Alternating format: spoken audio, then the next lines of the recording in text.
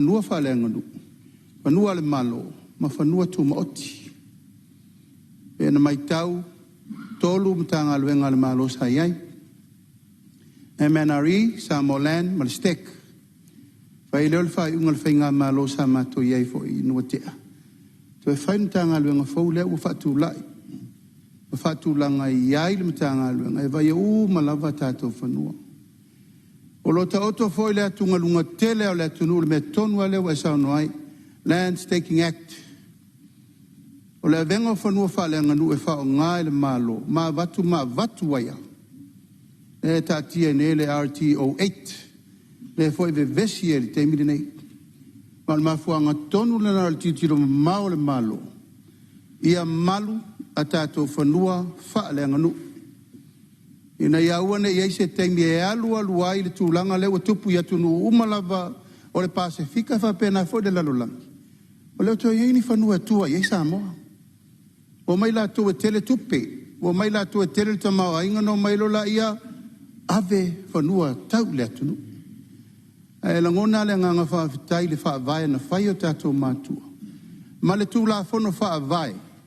E le mawhai o na whaatau ese se whanua tau whaalenga nuu a Samoa. Ia ua ulangona le tūlanga o le te saunoa mai e langa o le tau whaatūlanga le tūla whono. A whai o whanua whaaleanga nuu wa ave le malo ono ni tati na ele malo. Whai ia inga whaapitoa e leo atu le malo so na whai. Peo atu whai pel tu inga whainga lea mana o le malo ave. Le ai, e ia inga matala noanga whaapitoa e tau na whai. Mata tau na tau I whanua. Ma ia lani ia inga le ia le atu lunga. A alu ai le to e whao ngā ina le malo. E tau na ialu malu pui na le vao le ona le whanua originally. Male malo, po le ale tūlanga to e whetuna iai. Tanga leo o wha le manino lava le tūla whono le teimine. Ua alu atu whanua wha le anganu malu watu wai lava. Ai la mai whatu tuanga o le ma io mailo ilo le teimine nei. Whawhetai Eva sfuru pe valu supasene o ele o le tunu. O ele wha le akanu. Mai pu lea Samoa I le wha vau. E le mawhaina toi tupu le mea leo le ave o whanua o le tunu malu watu wai lava. Le ngangana o tula I atu e tā ualo fina ngalo. I le whaatatianga tonu al tula whono nei. Ina ia malu whanua wha le anganu. Malu whanua e tau whanua le malo. Ia mai ele wha malunga ia ila tōlo ia I whanua tū maoti. O le whasi silanga lea ma le wha mamlamanga sui o lo sao noa ma le wha loalo. Malo whaftai lo whionga teitai malo whionga masalo lewa maua le Fia wha mamlama. Masalo lewa maua mai le sui o lo sao noa. Ia o lo tūlai mai teitai o le I tuangai o whea ngai ai le whau ila vea. Tāu tele mtau pulea la ngai. Ia o le tea ngai le sui o lo sao noa. Ia le lei tu atu lewa noa. Po se me fifa mamlama po le fifa sa. Tāu fo e le wha mamlama le li Palemene. E ai taimi e se e le whangalwanga. E foi taimi e sasi e le minsta. Wala na o ta ua le melea. O na e le mele tupu ilo foi taimi. Ua mai le minsta me le whaarulunga e atea. O te saini se pepa. Ave se ai le torsfulu eka. Ave ma se tasio o estete ona wa uma ona familia le latu talsanga ile valus fulu ai to tors fulu ia eka e toe ai mai la o sainia e lo usili le wa le ele le e vai moso e lalo le tonga tongo e famtala mai le o fai atu o ele uma le malo e lalo o le sami e sawan ta fanga e tau lunga le e sawa le sami e tau ta fanga I lunga le mea ngapa mai ai le suor tu I o le tai e so o se vaenga o Samoa e le la tau le malo e fa pe fea lao na fai mai o tau o le lea o le ele ave I le estete lea e fe bel tala wa uma o na fai ai le komisi sua soe E ano to e whatunuila lea. To e oko i kilo po sao uele mwheo no usainia se mea o te iloa e whale tonu. E leo kasi mal whawai. O le ministale o tala no iai mal whaulunga. Al whaulunga fo el doctor. O le toi o lea. E ola masina ai toi o mai, whai mai. Na mātil tilo i le whaila. O le whaila o lai tu si ai le se lau se furu. E ka ale estete lea. A lea lai ngapal ma ai luma. Ai makango kua. E se lau se furu le mea na tau sanga i ai. Ai na le valu se furu le mea na pasea. O lona winga, ana o sei nia le mea le ponsa. E alu a koar kor se furu e le malo. Tau tele la le toi tilo i ai. O le ele tu langa le o fianga il Fonotaga. E mawhai on la lei le tu la fono tātou te pasia. Ai mawhai on le sea tangata. O se sea la le na. E whale kongo koe a tātou e lele. E lau fianga il Fonotaga o te whamanga na sosoni il tātou.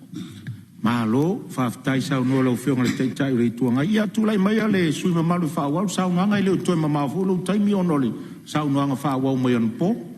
Whaftai lau whionga i le, o talai. Mole whaftai lau whionga i Palemene. Le anganga tonu ana, o le tele i le ele o le ainga ni. Na ame i taimi le, ame e whao ngā le systems. Rono winga, a whai wa le whao ngā ina le mafua anga nā watuai. Toi whaafo i mai.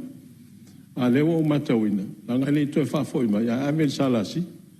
A whaira lewa manino lau saunoanga. Si le sila i ele malo. A nāla na watu. O le whao ngā ina le mea watuai. A whai wa le whao ngā ina. Toi whaafo i mai. Le whai lawa la lango mai le whina ngā lone. Le sa Palemene. Ia la ala whatu i nā. Wai le se malo so i a teo nei ma le tu malo. Ia la wha mo atu i nā. O le ua sauno mai le whangatale. O te musun me le wha peu te le usta. Ai o le a o sautala se whawhitai. Sa ua sia ia, ngā luenga ia sa tatalo toilo tumalo, whawhitai tele lawa. O le awala lau papa le e mua mauta. Tu ama naia. O te o atu, iai o la o toi o le mele o le talipupuni o vaipo, le alta o le mele ina ia awane i oso i lunga le vaipea o le teime tafe mai e.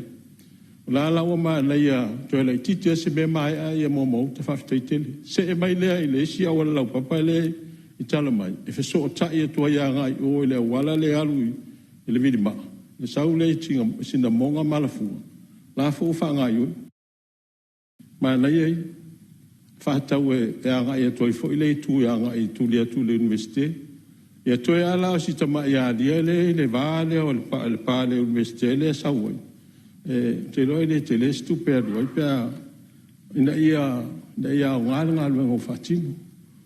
Ia ona iei lole o nai si ngā luenga sa talo tua ina. Ia o nai ina le pule whaasoa i taimi tal whea ngai toa ia o le awalau papa le o le kulis whawhai whea ui i moa.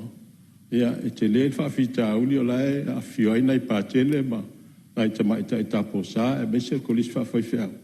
Ia pea wha ngā iei ia tūlanga e fa solo tu inga luenga e fina ngalo el malo ia manga taila ile i vai moso ile alu le i nga taita la to le wala papa ile taftafo le falsa metis ile o le tele me le ala ya nga i to tele tanga ta ya mo wai ka tasi la mo taila alu le lu ngole mo o le laule anga ia o to tele yo tanga tala ia e fa ina ia la tu tavale mo se soani o na no fa leo to e fa fongo mai le tu malo ai leo ia te au se malo si anga fai ai na e ta o to na wale le tu malo ni em fai no fai atu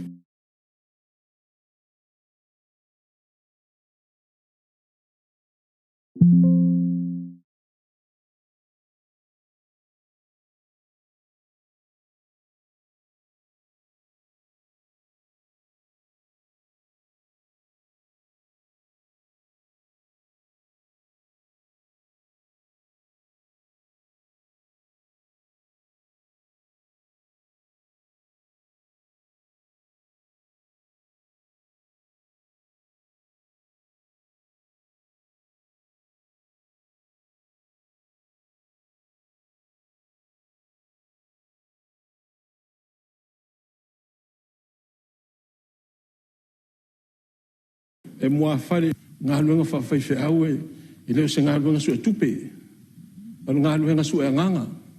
Mea nā, aua te toe o mai FCD. Anu ngā luenga su e nganga. Mea nā, aua te toe o mai FCD. Langa o te le o whaia se polo keti. Ai o le hale tupe fisosani ane le kāle sia. Tali si nā whamanuanga. Ai tu i nā tupe a tātou e. Fisosani foi mo se polo fite tātou pono whawai. O le tūlanga le whale lea. Ia, nā ana te tālo te whapena. Ai ase maana, ia peana whapea. E tai lua afe fono whawai 5 futas. Ia, mailo lea mo wai se lau mai lua afe. Ai to e mai se mātou tupe se i tau whaasoa le mātou tu mālo e to tele. Ia maa o le whale le i. Ale ano whale le pea. Afo o le whale o le mau le tui vai mosa. Ale ano whale o le mau. Lai tui le pea. Lai le winga o ta. Lai lango mau i o. Pota masese. Le lo filto.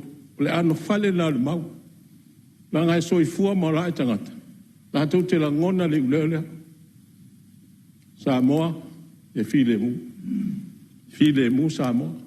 Whai ua tuaila o whamtalanga. E whapea. E nea i hase winga o le tātou iai i le Palemene. Pea whai e le file mu o i le tunu.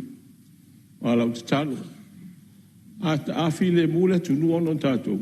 O le matua matango fia. Whaftaitele ai lau ngale. Ale a whai a. Ale a kipe pōsia uo mo sese. Tā i luma. Ia, o wha umatuela o ngā Moses. Tā i luma i manui ai, ai tā i tua, rongo winga i li tupua masi mai. Ai, o le tūlanga i le la unga le li o le tū, whawhitai tere lau. O ka se la unga nā matangofie. E o orla mama tui tui upu. A upu o le taita i alofa. Le anga o le matua alofa, o le matua o te mai. Lea la, e mana tua pelo o loto whafonga mai le li o le tū. Le anga o le tōtō. Wai tū o mawhinao. Le tōtō e whai me whalongo i ele o songa puli. Le whaua la ngona e le Palemene. Le whiau tā ua. Whiau tā ua. Wa talu mai le asolena. O te roe o mai wala o le atua e tangi o taringa. O ta whaarua e tua te roe te mitanu na umala unga le li o le tū. Pea o te whaarua e atu. E peia na se au vivi o leini ana. O no lea, e matui tui upu. Ai au te la ngona, lea e whai unsau nanga le launga le liu leitu. E fua se tapu. O nai na, la wafionga il Palemene, ma la wafionga il taitai o leitu ngai. A tātou mua lea ngangar whamangaloa. Tā tielo nā mea, ai turi iluma sa tātou ai. Ia, alofa mai le tua i la wafionga i le whangwhitalai. Me ane o nau. Ai te o soli e tu la fontuma. Whaftai la o whionga al whangwhitalai. O te iloa o le tiu te tonu a lea o le whiangai ngā tu ngompure. O a aieni o mātu whale tonu. O te iloa e te whapalpale mai. Whaftai la o whionga al whangwhitalai. Mas foi o le sui whangwhitalai. Ia, momoli atu il whaftai la o whionga i le ni Palemene. O manatua e watu. Ia, o le whanau nau te inga. E leo o se whainga mālo al whasa. Le whainga mālo Samoa, tātou uma. A watu so mātou sao, a tau whina ngalo ai whawhitai. A le tau ene ai, na ia o tau leo tāwhai mea. A e whafo lolo so i fua. Mai se foi le whionga le tamaitai minister, ma le wasenga o minister al kabineta. Ma o so tau whina ngalo. Mai se foi ia minister lango lango. Liu mai nei tu le fio mai le fionga tai le tu ngai ma su tai tai. Ia mai se le fionga le safa pito ma su ma no Palemene. Ia. O ani fare tonu tio o sola. Ia. Ai longa tātou te whamasino ina tātou. O la whamasino mai le tua ia tātou. Ai lea ia se so tātou atoto. O a fo ini whale tonu. O le whafonga mai le tunu i se upo al whale atas. Ia, alofa mwhamangaro mai. Ai manuia ia le usunga whonoa ala tātou atunu. Ia o le anga i mai e whaalia o lātou whinangalo malangolango i le tātou pāketi utu ina mai e wase manuia o le tātou atunu. Ia manuia ia ia lau fionga le lau sunga fai lau tusi male au fai ngā luenga fa pe foi fa fonga mai fa ulunga mtanga luenga ma ala botonga ma lo tau tua ia lo fa le tua e to mai manu ia le aso le fa fonga mai le sunga fono le Palemene Samoa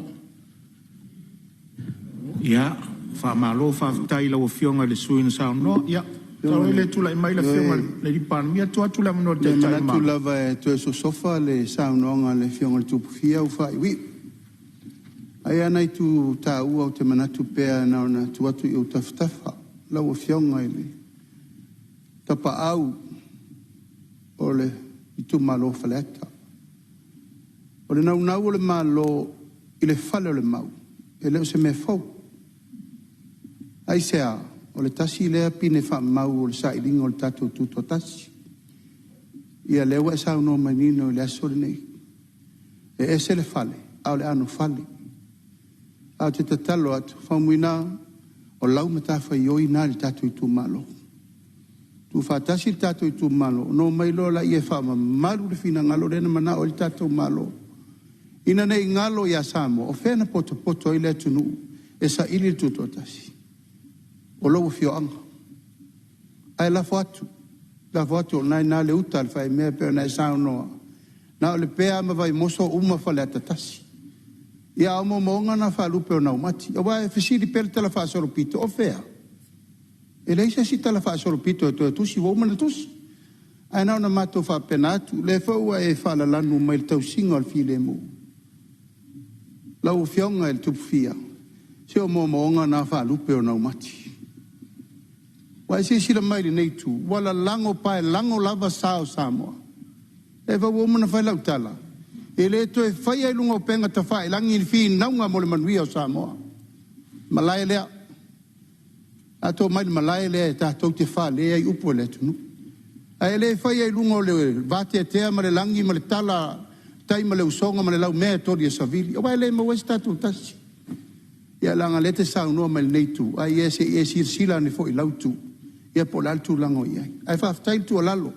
Ma tau te talia ma le nganga fa lalo me umo wai sao no ia. Langa fa inta wai fo i mai me umo le lalo langi nei.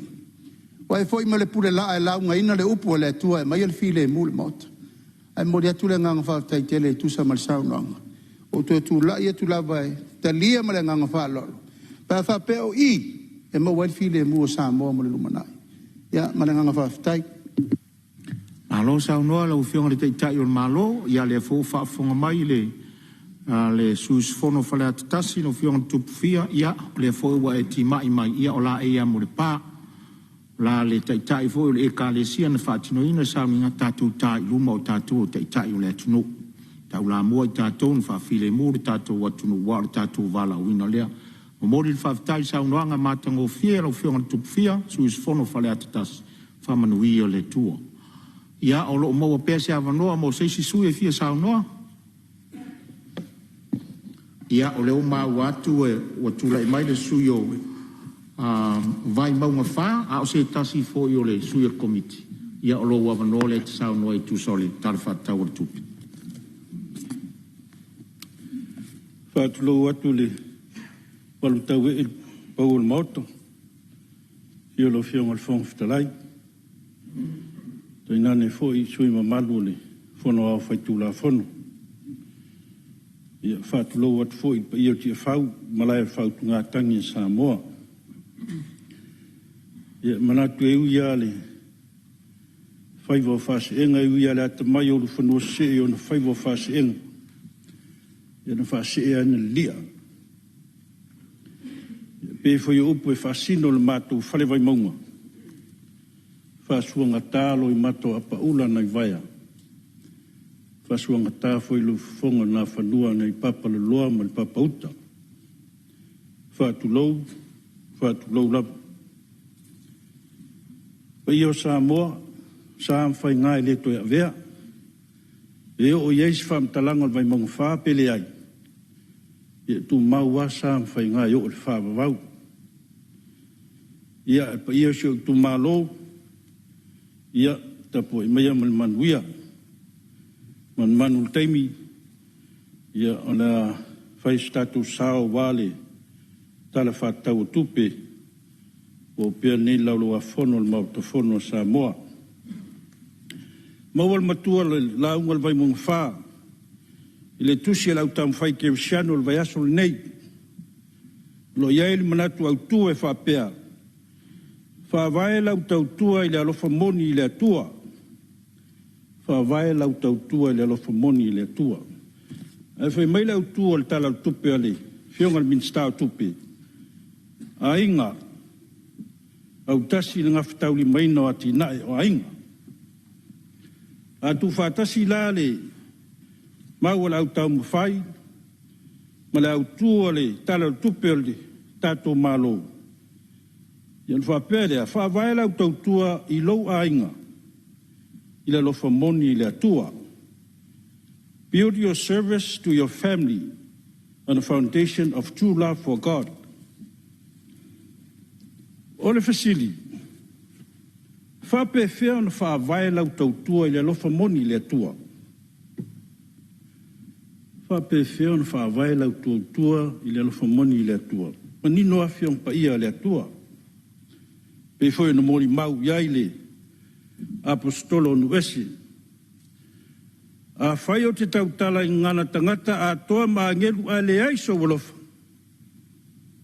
ia pe ia uole a pa mea tāliri o sume pelo tangi a waile ngata i ni tātou tautatala ai ia tātou wola ai tō soifua o mātou wolai, le lofa moni i le atua. O le fasili foi le aona, fasili ai tātou taitai wa veama, taitai o tātou mālo nei vai tau e mese nei pa inga. O a mai tātou a inga, o a mai tātou i tu mālo, o a mai tātou atu nuu nei vai tau. Ia, o le suil nei e militino ma le tu malo i teimi uma. Sau siringia foi lo tu malo a mai to ainga. Ia lau sunga li fai pule. Tu langa tau soifua malo loina le lei. Tu langa tau soifua fale anganga le lei. Tu langa tau tamau ainga le tupe alu ma tupe maua fa ale le lei. Pa tu lala wingo tau saunonga. Ia na foi le mato i tu malo ele tua iai. Lala foi leo tātālongo mas fau le fionga le mistau ele ma. Ia lo fangiel tau sanga nei tu malo. Ele o fia ngalu lue ai. E whaftai o laua. Sau no manino le tātou fionga le Palemene ma le ia le tātou whainga malo. Ia la to tu ma vai whanua ia ma ele le tātou malo. E mese lava ele fasino le mātou whale vai maungu.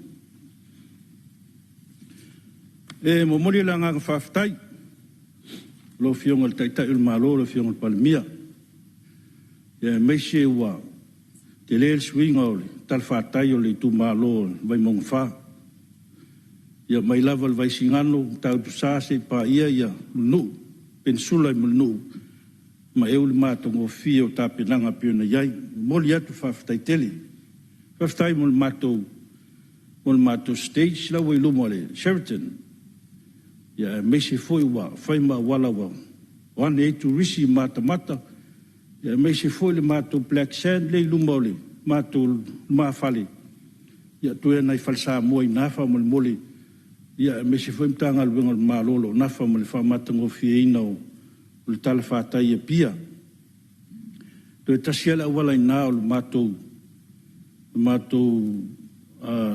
le wala le alu tu le mato pitonu le vai singano mole lau fionga al minstau ngal wenga lau fionga fultaitai il malo ia o inalo yes company wa lo tau sanga o tau tua le stato malo mo tatu tunu ia company le o le inalani lo tau sanga foi o tau tua wal fonga tau mafa le Palemene me si foi fonga tau mafa committee e tua iai company ne wa o nalo iai fa si unga le wala le na foi lo suaina yo matu pensione fa mole lo finga lo fani la wala le e tua le inalani tina le tongia ste yo maramlan kampoli o al inalan ia faftai nauna tuatu taftafa lo fionga le tai il tato malo ia la wala le mato pitonu i vaisingano ole mato pitonu i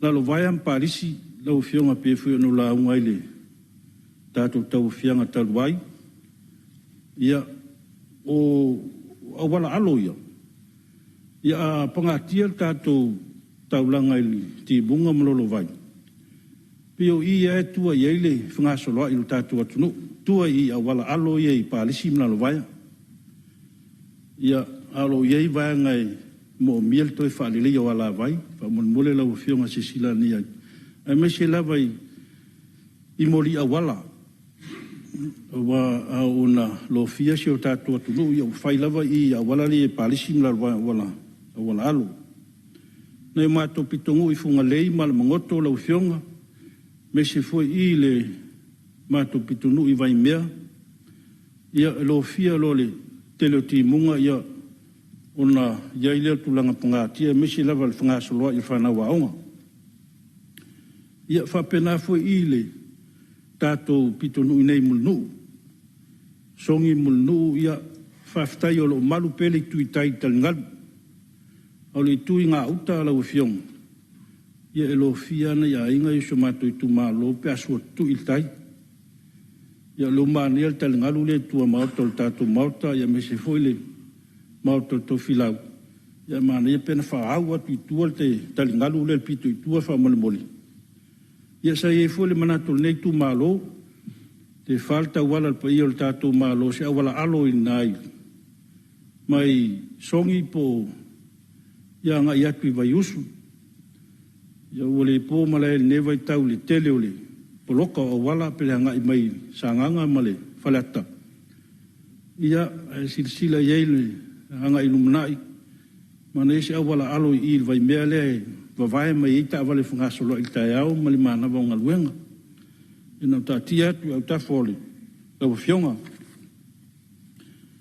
Ia o fionga le minsta watina business lighti faftai o lewa ilva nga tupe lewa whaanganga mo concessional loans ia me se foi nei tu malo e tele la fai business lighti ia lo fai aver fa mo mo vai mo fa mo vai mo tolu lo fionga fa mo mole tangal wenga o ainga manga sotai ia faftai tele lo fionga minsta le uta ta oto lang tonule tulanga foi bloquete nei tu malo ia me se foi pa one lu tu malo na toel tu per tu fa na ole back to school ono le leio fa tulanga no le mato va ngale le fa sa fu atu le tu ma ainga le tua to le sitala uma ainga wa iui la wa el ta oto le potiale fa ta wa fa il ta tu lu fa lutas ia ai sa ia le nganga wa fa tu pla ia ia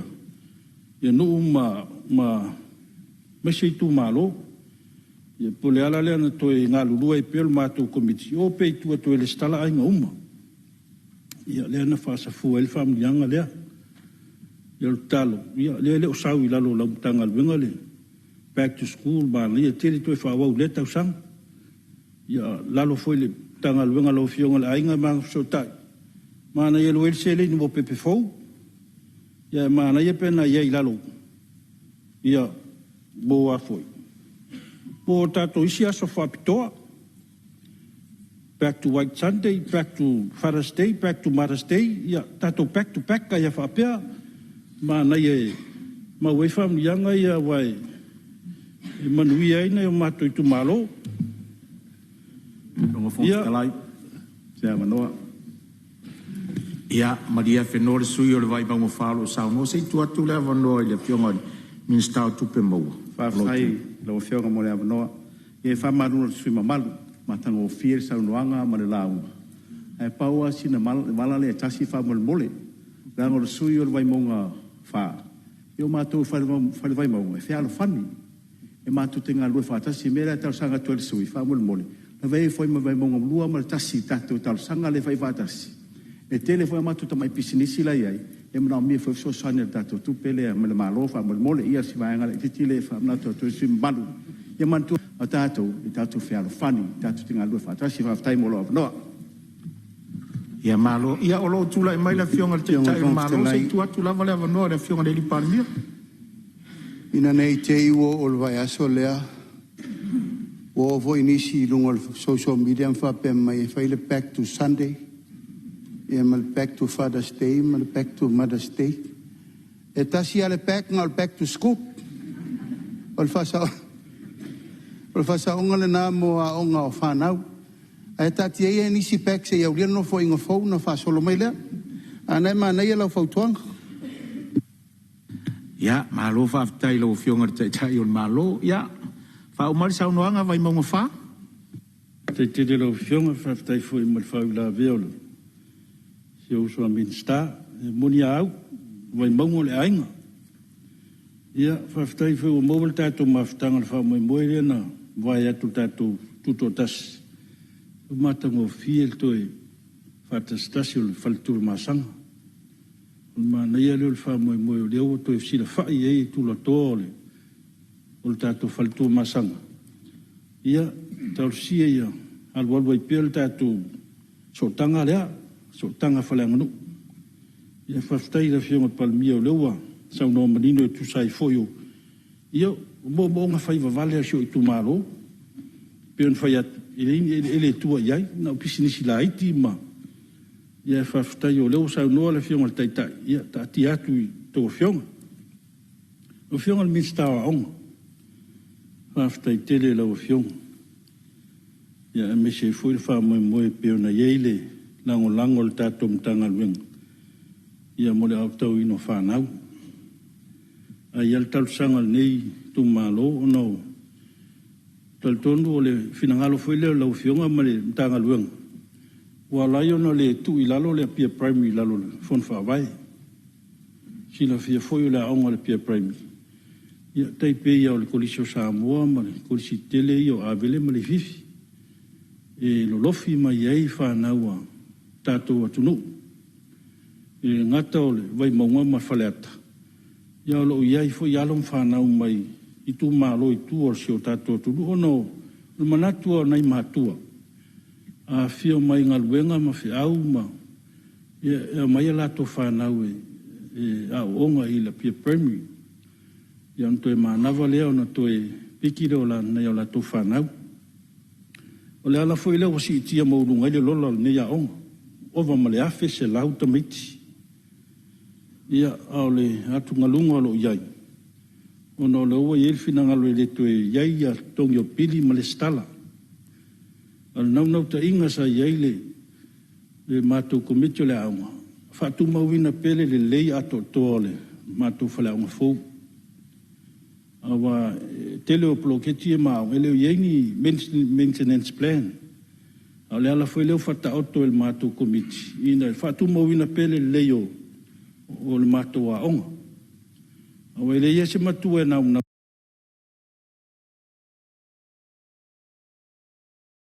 avelan whanau se me leo tūlanga le lei.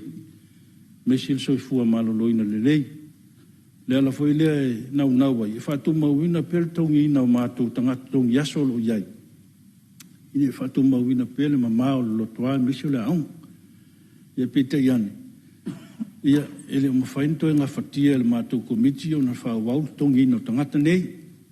Te talo atoa i lau fionga. A whai e ise so soani e mau mai lalo tato OGG mawhai o na kawai maintenance o le tato o whaleaonga ia o na awaila se manatu le nei komiti ma nei nuu le fuafuanga awal mato whaleaonga lo fionga na fua mai lava luaf suluiva ina waiele whata oto le mato poloketi na ala fuintalia e tato paanga ia mai whafua no le tapena o le o le feasibility study ma le tusinga o le tausanga le proposal whaatulanga le lei ia o le ana tali mai sainga o le whamoemoenga nā lau fionga ia whaatu mawina pele lei o whaleaonga ia tua ia il whanau ia meisi o le soifua maloloina le lei o whaleaonga ia ngai iai e na ta oto tu taftafa lo fiong no lo yelta sanga mo le fapi no le permanent mita le tise le o le matu fala ma te paua le o le vaenga lo tatalo mail kon karvat saina no le afia la lo polo kala miso soani le malo saina talo to lo fiong lo fanel tal sanga sio matu wa ongol tuinat ya wale fapi no le mita le pe fu yo so soani melta tu malo ya ile fapi no le mita ile amatanga o polo ketile nei ya no o mele se manatul nei tu malo le tatu tala tupi famovina le ngam fstalai ele I se le ya tu atu le vano le tai malo o fionga Parliamentary ata sile nei poloketi ta ua ele mamau le tala ina tu o lo fito I tonu le tu malo so malu o lo ia le feutana inga tatu kapeneta mantanga luenga o lo fatela no te mili nei e winga tatu OTG funding e famo mo le rumana I sitia ai foton wala mele te sa no mai ia inga o me mana o mia e lea onga malea onga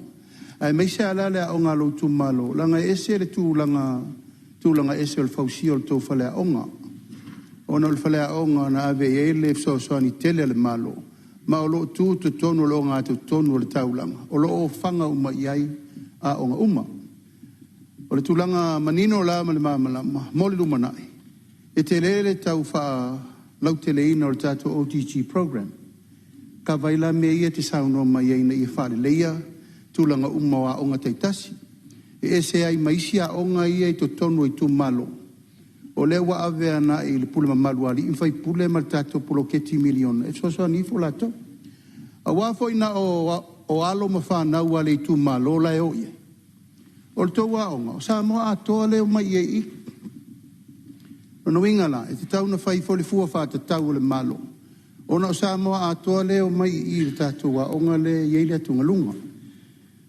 tasi lava le mena na manatu le malo le mene o komiti o le fai te tenga tupe alu fa le te tau te lofo ile na fie le tatu I tu malo le tulanga lea mai o manatu le malo ia ua nei toi ai nisi whainga whaavai ese atu. Whainga whaavai leo whatatia tu le malo. Whatatia tu le malo e ua toa ngia pire to maiti. Ai au tu komiti whaile stala maisi additional charges. E rei whatanga ina tu le malo.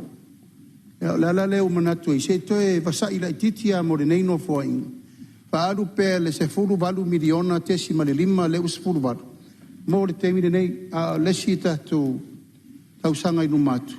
E nao mamaile o manongi o mana onga nei to tonu le tau langa. E peo I lea e te lea ilfa a fitau li langa leo mai iai tama whanau o le tu malo mai vai maunga tasi tau le wha fale ata tasi e tau le wha ia masa mo a tom sa vai a tau alo finangalo ono o le pui puinga o aseta ia maintenance le lei ma fale supervision monitoring ina ia le lei ai pere tu langa o le wha ua wina o le atoanga quality assurance mo le lei o le fale aonga awale umina whaonga mo tatou. Ia le whamamla manga leo le foi whaafonga mai le fionga le minister o lo ilo le tatou OTG mo lumana o le whaalolo. Malo sa mo lo fionga te tai malo lo fionga le Parliamentary ia tu atu le vano e whaawau sa nganga sui e le o to umi fuso te. Te lo fionga le tai o le talmanino le nisi o atu ngalunga lo iai le matua onga. Na ye foi famoi moi ma tu te sota I ma fon fa vai o tu malo ye ya lo fa na lo tonu le anga ina ye se ma tu na inga foi le mo fa na u yo la tu malo lo ton ya fa fta yo lo so no manino lo va ngal tu langa le ya ma tu tapo ya tu mal muia ya ta tu talo tu pe lo fiong al min sa tu pe ya moli langa nga fa fta ye me se fun tanga lo tu pe lo fiong al fa lo tu si ia malmtanga wenga o nga so longal matungal wenga komiti ia sa ia na no ta inga e maua ia tulanga o lipoti e tua fo iaile so matu pilolong matu silingia mtanga o lenga tupe faftai o leu tau no mai ia famtalanga tupe paplia council le luatolu lua fa Sau noa mtanga le fionga whailau tusi tupi o lo ta oto atu nei le audit, Public Council le ua whalu lima. O e ta ua li poti e iloa ai le Palemene ma e Fiscal Committee tupi. Tulanga sa i whati nonga au nanga mtanga lunga le malo. Ona iei leo se fua whati tau, tulanga piona, whata oto mai lato tala tupi. Awa e mai tau wina pia. O iei mtanga luenga lo whatangisia pia manoa. Manoa whainga luenga. Awa mato maua fo. O iei mtanga luenga lo o iei ia manoa ia whapea mai. O lo ta ofi mo te minei. O on hold, withhold. Ia mai ia manoa wa iei le whaka. Ia au te iloa le tau sa ili ia venga tupe whatupe ia manoa ia. Ona sili le mātou komiti. O le ale, le mawhai ona ausia ma le ngawhitau lima ina o le ausia o tulapa KPI so mtanga luenga. Pea fua i tala whatau tupi. Lua tu ititia nisi o operational costs.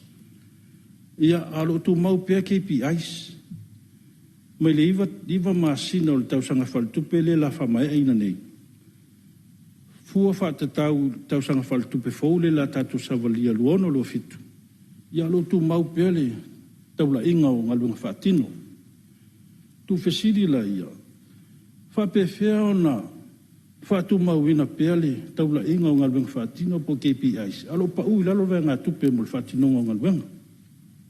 Ia e mese fwoi la ia manoa whinga luenga. Pea ona whatala no atu. Ele asa semtanga luenga whapea mai. E mātua manoa sa mātua whatal sangaina. Pita iane ia o lauta autori. Se ilo ilonga le tātou komisi ma le tātou mtanga luenga tupi. E ia wanoa e tu whasilipea. Tātou principal advisors. Whawhautua au tū. Ele whising ia whainga whawaena ia wanoa nei. Au le whisiri. O whea tonu eli tua oi.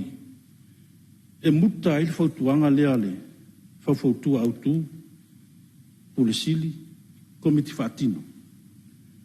A fai o lea sa fsini ngie ni sosui, malwa me se fwil sanga ngatasi. Fai mfate te ingo le tisi. O fea tonu ae, e yeile tua oi o fautuanga e mawhai, o na tauli maina le tātou malo. A fai o lea sa tu natu le fautuanga le komiti fatonu, fa se e il faurulunga.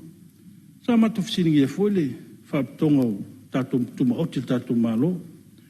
Tali na MPE, mai ana watu le mātou whautuanga. Whaapepa le mātou whautuanga.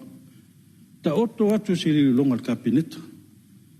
Alvesidi, o le atonu lan ta whaio i al principal advisor e whai.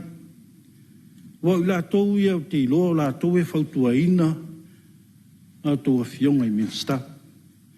A so vai. Nga luenga tonu a le fito i tonu ma le ofisile o pulenga pulisili. O le pulisili o lo iai le to mai ma le anga waa. Tu langa tau whainga whawai. Fautua ina i le tātou malo. Nau ta oto atu. Nano le whainga whawai o te iloa ele i lewa te le atu whainga whawai ele le whawai e wanoa ia. Astua lalo nei tu malo ma le anga whaloalo. Nisi o mtanga luenga peona lai tonu le mato li poti. Ai tāla futu ua. Le whental noa ina le nisio sui mamadu, ai tāla futu ua. E sere maana i o li pote sui tu sile o pia la lua whono mata. Lua lima lua ono. Mai le pili ota lua whi lua tolu. O isa ma whamauina ai tāla fu nei. Recorded age outstanding debts exceeding 90 days over 1.7 million. Olfisidi. A faisa tu inatu ia tusi whaapulenga, management letters and official audit. Ai seana le tali mai ai. Ai seana le tali mai pulenga ai talafu ni. Leu whaatupula ia. Ai talafu ni. Ai o lea sa maa ua whautuanga le suitusi. Ia whaitetes whamtalanga o le tu li komite tu la whana tu maule li poti audit. Al whaafsili na whaafsili pele nei tu malo. Ai se ana le tali e pulenga. Ia i ta lafune ina ufama ite mai. Ia, na ta oto atu whafautuang. Ia, me se fo yo le loma le lau le wina le tātou Palemene o li poti ne le sutusi. Ia ta ua wale wina o le tātou talo tupu la lumunga ia tu lumunai. Ia, me se ei fo inisi o vaianga peo na iai le whautuanga le tātou sutusi. Ia ua whautuaina ma talia fo il komitupe. Ia me se fo inisi o vaianga lo ianga iai le lātou whautuanga. Ia no o mele o whionga le minsta o le whanau au mali. O te vailua imna, vailu peina ma le whaaloalo le saunoanga matanga o fia le sui o lo saunoa, ta luaiwa tātou o mai fori tātou marolonga masani. Ia o le a whaau le 5 minute le tutoe le sui pe a tātou taliu ma le tātou marolonga masani. O te whasi se lātou la whatati ese ngā luenga le mau ta fono au whai tu la fono o lana marolonga o le tae au.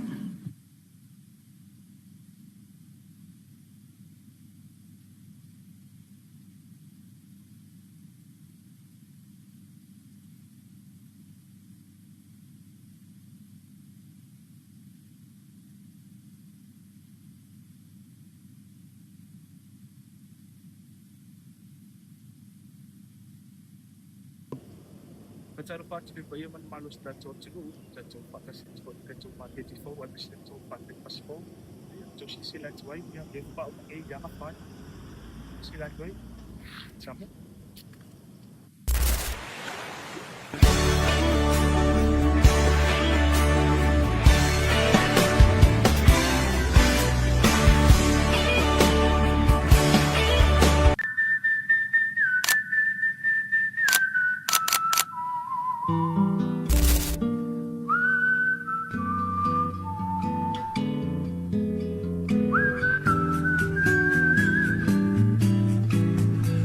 Wasn't really thinking, wasn't looking, wasn't. O e bo bele fiso swadi de la wina wa utampo di au mea fale se do fanga fo la fa mo tu yai.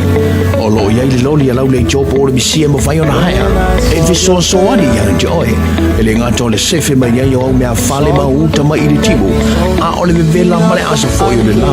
O lo yai fo i le lifi, mo le lifi da utama mea fale mo mava. Fa so tai de numera, fitu di mavalu o valu o le emaili Corey@fmradio.ws Fafaingo fia ya joy Masefe ya umea fale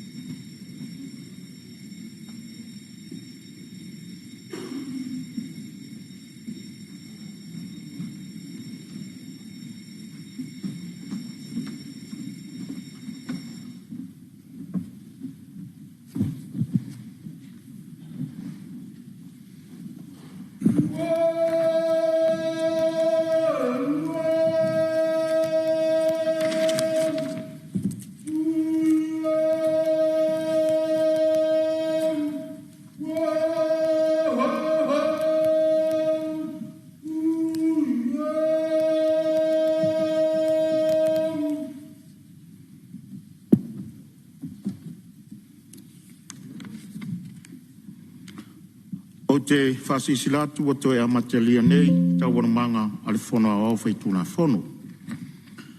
Whamalolo on sai malolo us whono pai o Palemene. E whatatia ese tau manga o tae au, o lo saunore sui us whono mo vai maunga wha. A ele i tuina atu le avano e wha uau wai de saunoanga le sui us whono mamano. E nā na toi wha manatu atu a le whono fitalai. O ngaruenga uma wata oto atu mo iloilonga komiti wha Palemene. I le te tau ona tala noina e tūsao e inga le tātou ngaruenga. E me whai lava ona reference i iloilonga sui mamaru. Ai alo lofa ta oto le ano liwa mata upu se i toi ripoti mai komiti. Ma iloilonga le Palemene me whai i sana whai unga ma wha maoni anga. O mai tawina lava martutoa. O le whaonga ina foi o telefoni whea vei au tau a fionga o sui o mtanga ruenga i taimi au tau anumanga. Mor sila fia, na tuina atu le whatanganga o na o le manatu e fiso o tai vave mai, ma au tau minstadi mta upu e mana o miaila u tau fiso swani. Pe tai ua whaonga wha solo ato ma ua wha lave lave ina ile wa ai al fonga fitalai i taimi o tau anumanga o tatou fono. O te lapata i ai, ua le toi whaonga ina se telefoni whea vea i te tono na mota i taimi o tau rumanga i tusa o tōra whono, le tau singa o mamaru o le Palemene i taimi o Fonotaga. Ma le whaalo alo lava. O te tāpala o fionga le suis whono mo vai maunga whaati tūla e mai mo le whaawina o lau saunuanga, to e 5 fo i o minute. Te lo fionga le whonfutalai mo le avanoa. Pale au foi le tautenga me se foi wa sa yalo talinga le sua le malu Palemene. O le nga whaftai lau fionga ma le fionga le whailau tusi ma le tato Fiscal fono. Ia tautua whaawau wale fono usu o le tato Palemene. Ia whalolongia foi le saunoanga lau fionga na yo aole. Tau fianga le tato maota me se foi le whatontun folau le tu la fontu mau. Ia pe langanga tau watu le nei tu malo ia tu langa tu nga pe anta oto ia nisio vai nga salanga ia nisio mtanga wenga ai fa ftailo fionga le to umi foi au le i ho atu fam talanga nei tu malo lo fionga le Palemene te tai ta tu malo lo ilalo le Palemene mal le officio fa nga palota ia fa malo atu lo fionga le ministao a inga manga sotai.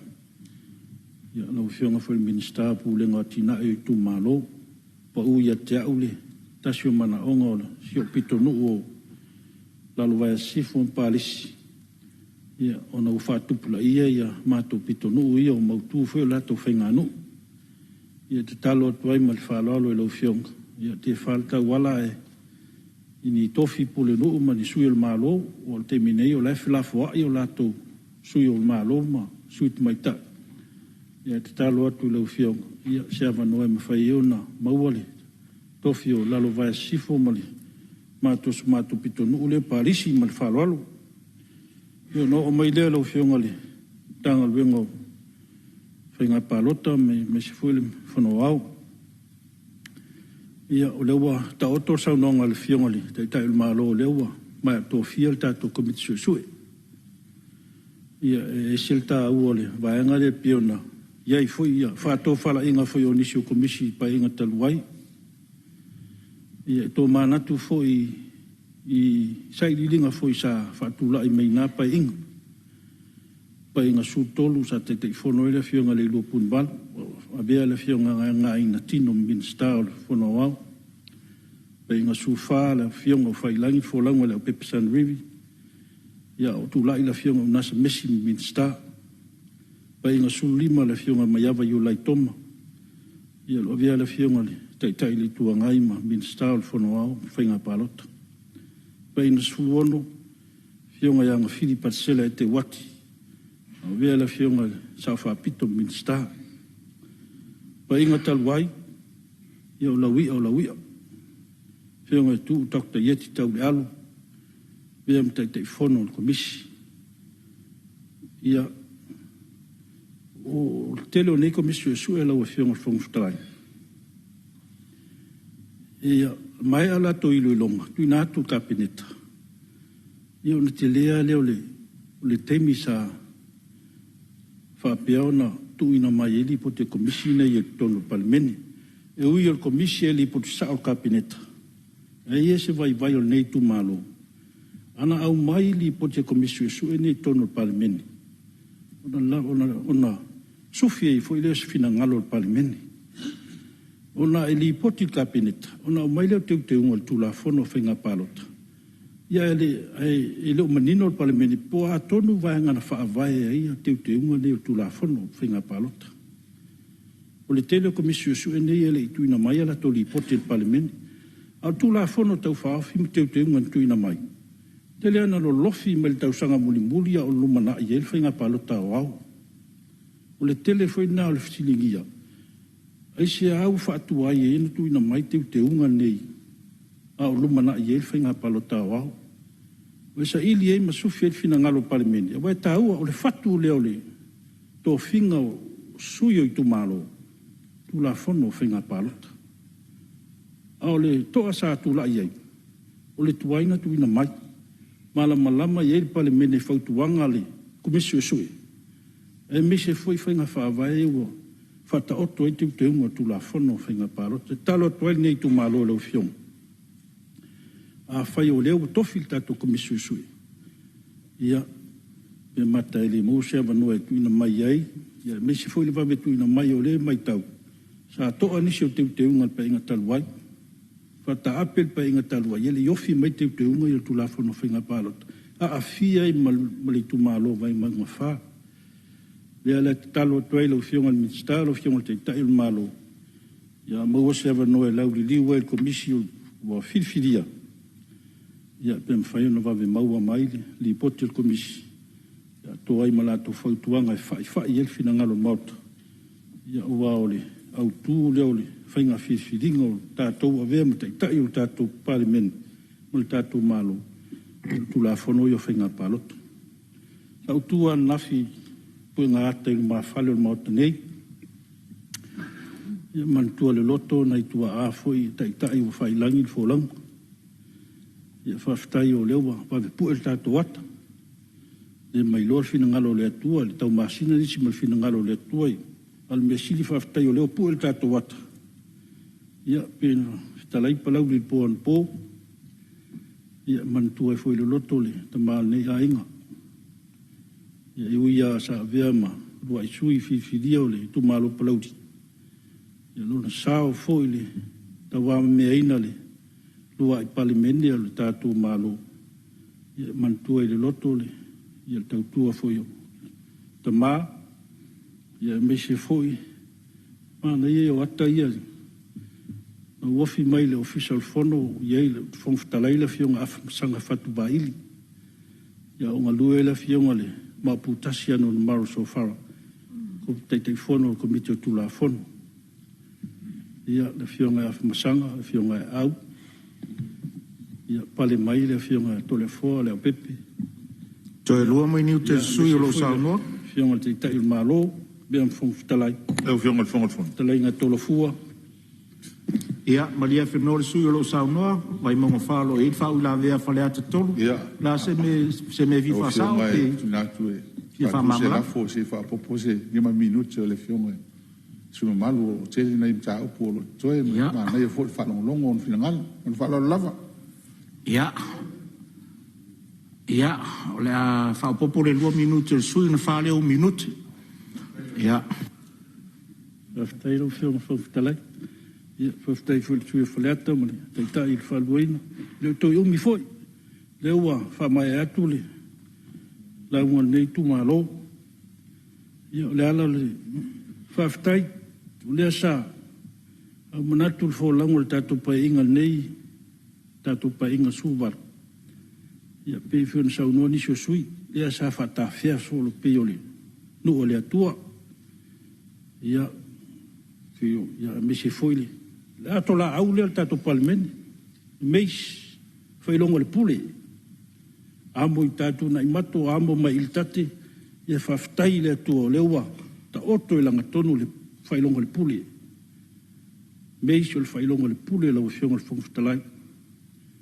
Ia meis e eile. tia fau o le malai le fau tunga tangi sa mo talo nei tu malo ama talo ia lo tato pa inga subat ia lewa tato to ai leu tato to ai kanana lo fionga te falta wala ia ama talia lo tato pa inga subalu lewa tato fono osu fono taltala ile tia fau le malai le fau tunga tangi sa moa ia fa mai ai tu le ia nei tu malo ia fa tele la fionga te ta il malo fa ia foina tu ina mai nei nu mal nei tu malo ia fa fotupu foi le fionga al Palemene New Zealand fa tele fa ia o longa fa lo tato malo nei tu malo ia fa fonga mai le fionga tu sinave mo to tua ia o mamana ai toi pale mai palota le lumana ia man tua mal tato no ia faftai foi a New Zealand le lima spu wa fele ia te le tala ia sia mo wo lota lia mana nga faftai New Zealand lewa mo le selen ia leu to a matai le splo ke tu tato no ia leu falta to va falta si fo ia la vai al polonga ai ngaltai ia tato maftanga i Australia faftai tele to anga lei tato foi spuni le tango fie lo fionga te telefono tau manvao meselo talenga dimu ia tato maftanga ia lo famai lo to faulis tato fautasi fo ia le tango fie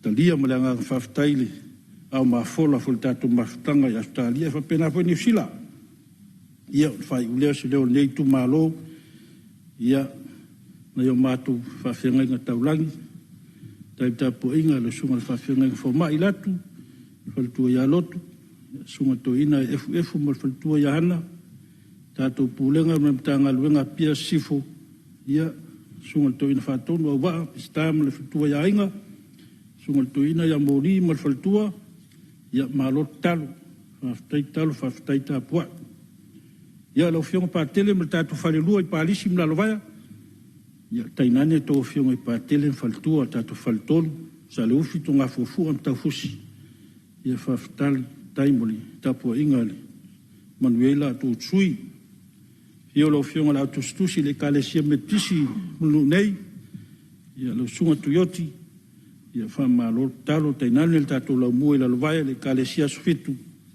ia fa malo talo faftai tapu inga mau ia lo manu ia fono usul tatu tu malo ia tele ino foi lalo ia pa ia o so tu malo na talo mai lo fionga ministra tupe ia pe mate ia is famia ngol tatu pseno no pifa ia tau to taf funga lo fionga ia pion tau sanga mai foi iso nei tu malo manu ia lo fionga fonga talai ma to fa utu mai le langi to fa lo fiong ia me si fa foi no le fono usuli Palemene Samoa manuia nai tu al mal manuia foi nei tu al mal manuia ta po inga Samoa malo loina le tu malo vai mo fa tai mo le no lo fa tai sa no vai mo fa lo sa tu soltato tala fa ta urtupe ia fa fonga foi lo tu malo te le tu taulanga vai nga foi wo ia sa no nga ia fa malota pena salo le suilo na tolu le o sa no nga i fa anga tamartai ia to mari li ia ele ma fai no o avatu o mai au to me to tia o talonga to yo so foi le le tau sanga malo fa tai ia lo mo foi le avono se su es how no tu sorta tu talo tupe fionga fonga vitlai ya o leo maua tu leo tu lai mai le fionga de mista lango ia o matanga luengo pisnisi ala manuia maleipa ia le suyo vai singano numeritasi sauno ia kai lava kere aso ele la waso kere foi kai ao ele la kai ao mori akre nganga le fafkai la fionga le fonga kalai kusai mala vango avango ele au mauai fai foi se sao le ngi kumalo ia war kala fa ka wol ku pe wai lumole le fongo malule Palemene la wa fionga le fongo kala ye moni fo le nganga fa kai si ku malo ila pule ko fa male ko wa fa e lunga ya kia fa yengo ngofo ka ku ngofo kai mi mo ngi ko ngol Palemene Samoa pa inga dim pa inga sfulu malevan malo fa kai dava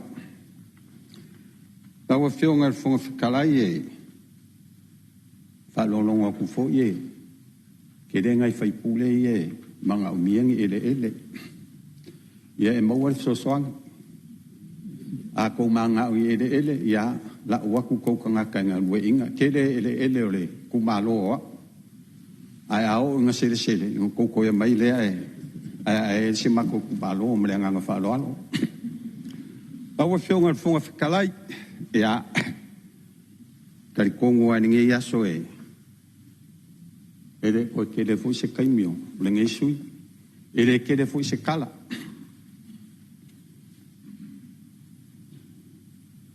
ai ola ule ko kai makau ka yama fa la mai se upo le ngai ku malo kali kong foi fa kai de lo fo le ku le o kali ku le pong sa mo fa ka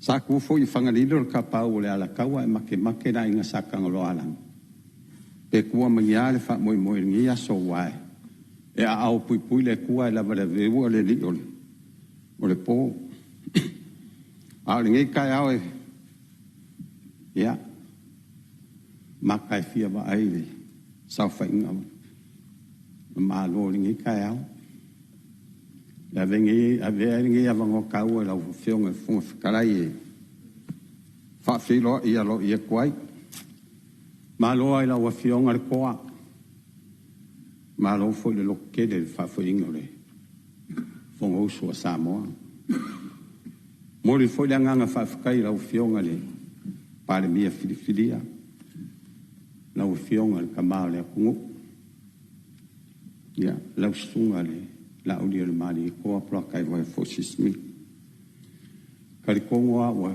ke le fa lo penga wa ilungo ke le fo yo pulo kali kong fo yo la wa fionga o le pae ma auli e fa ma fo la ma so ngi fo I ko kunga ya wa la va fa fo ingo le Palemene ma lo fa kai la wa fionga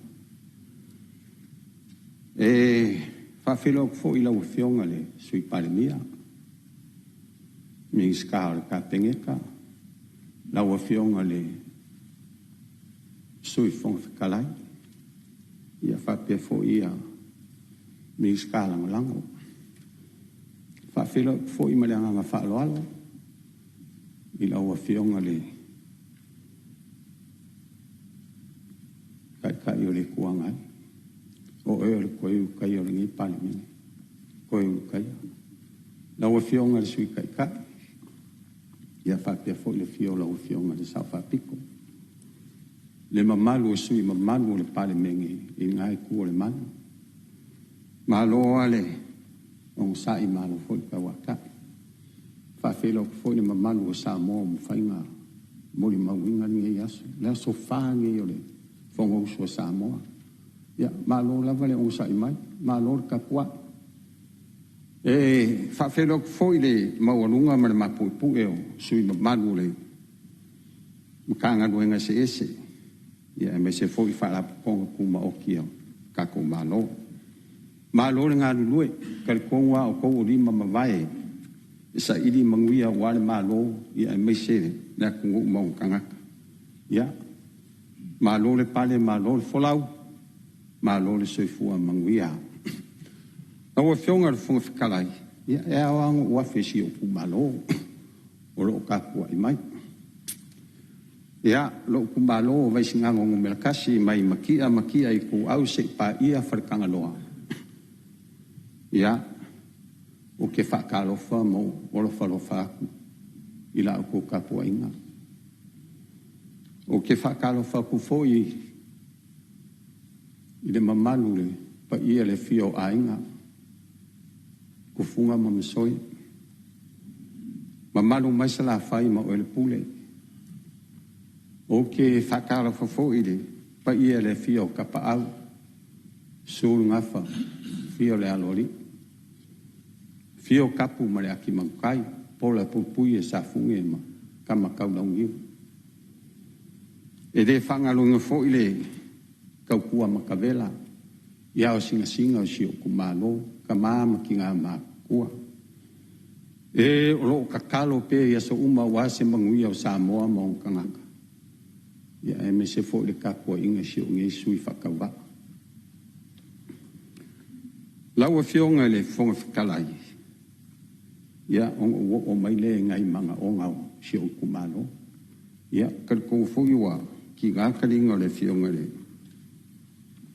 Fiscal o ala ngā oa ma unga ma malsisi o manga. I la ulaunga le kala kupe mo mua sa ulaunga i. O le karinga lua se mako kumalo. O le mako kumalo se mako ngu o vaisala. O laua ye le karinga lu. A ye le vaenga o le mako ngu e ngongi. Me ngai kalo ako me le nganga whaalo alo. Wo mafunga o kalango i lau. Di ka i ule sidi o la mukanga duenga ngia. Fa o mai a fai mai a umalor karinga luo. O palaugi ia nga so o le ma, ia kalusi ai. A le nganga whakaki a kuia o kafa. O le makongu, o kere le a ia, o le ngongi. Ko kiki hao i le mako falisa. Ia e karo ako me le nganga whaaloalo, ia se i kanga ianga i le ku wha mole mole la o fionga le Fiscal. O mai le ni Fiscal. Soi fua maloloinga. Ia. Le ofisiri man malo le pulenga. Lawa fionga le funga whikalai. Inga ua kula i mai le whainga malo ngi whiwhiria. O ke topa se o mai le masinga ngi. E whaia singa whangongo lo ngi kangaka. Ongo le kele o whasea. Wa o mai si o kumalo le o nganga le fo mai o lo le mako kumalo. Fal mai le sakawa. Lawa fionga. Sa usu e mo umawa. O le kele o ngai ainga mangai kangaka ao kul fale mai. Ele se fo mai. A e fo le fo mai. Ele mwhainga sawa ai mai. Ai whakongo mai kingi fo mai nungor kele fo. O le mea mongi ale. O ngisi fo i o whangaua. Maadili wong o le leanga o le o nganga. O kere kua ia ka mai ka sisoi fuai ka mai kai fo mai. Ai pe whakuku lau kau kalanga. O le fo mai le mako kumalo. O le kala fo i le mako kumalo o le koe manga o le fo mai le. O kere fo i ngai kangaka makua wa whango le soifua o le whakamala. Ke leo kaime o koe leise fōma. Le vai aso len ke ngei. Nga longo mai e ia ua. O ke aru le whale mai o lo o. Ki ngā inga si o kua. O ke la kul whale mai o le whamanga wale o kisenge. O fesidi. Whamole mole po i se fōma. E le e fo i se fōma. O ngā ofisiri le kamai kai fōma i koko, whakse whamole mole a. O whea o i kako fōma i. Ai whai mai le kala kamai kai. O le alu i pia e whaila ngā onga. Ngā alu ale kai mea kuko kasi. O le o le vanga umal kuko kasi. A le ale se fōma i. Ngā alu akungi fo i le isia li i ka ua koe kia. Ngā alu le whale mai e mai. Ai la, e le i fo i se fōma i. Laua fionga le Fiscal. Mamado le makanga luenga. Laua fionga le Palemene. O le manga onga le mako kumalo le koe manga o le fōma i le. Ai ngā valvalusia o le whauma, whaukua. Ia, walia whenua le sui o lo saunua, vai si ngānu mua le utu lai mai le fionga le Fiscal so i fua malolo ina masalo le vaenga le wo i ei saunua. Saunua i lo fionga le Fiscal. Ia, sa unga tālawa se langona e. Se uvale lo va alo ala mfua. Peita iane ua tangi tala le a fionga le sui malu. Mai tatu te langona umalawa. a fai ua tua le malo usufono nisio o toa le tu malo ona o le vale tu lima o le whātua tuanga ale malo malamtanga luenga i le fōmai la ngona i alfa no mātou te le alo i ato le la au pau lea ia te talo atu o lea le a whai vave lava si fōfuanga i le fōmai lea a wā e leo so na whaiva le tū lei ese o le mana onga tū pito le ola ma le oti a e te tauna ia wha vave o na whaia se fōfuanga paua o lea la ngona le wha no nei le o mai te au si li poti a whai ua tele ni tō tūnga sa te tau lava na tū mai se li poti mai le awhioanga o le tū malo i tu tonu o le tātou mtanga luenga o lo iai le Director Journal whaatasi ma se tasi lava o lana mtawha i tausi lea o tātou whalimai whai tū malo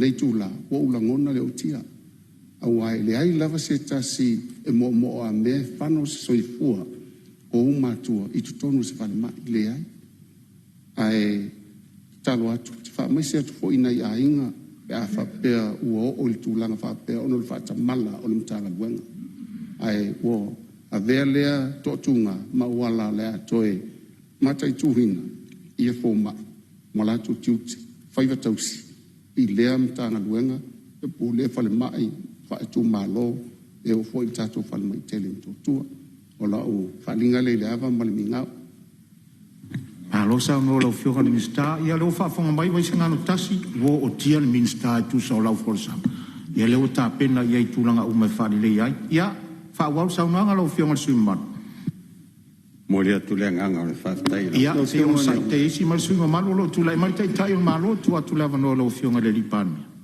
o fetalai e ta ua tele le fina ngalo le sui wa falia mai le alo fo ile malo le atau le lao i le iwa masina le nei. O le tasi le nei matanga luenga ua matua ave uma ia ile mata i tu al tatou malo.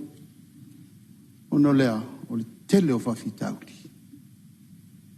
I le nā masela ina. O le matua i tele o whawhitauli le soifua malolo ina. Le tau tongo fiti nei.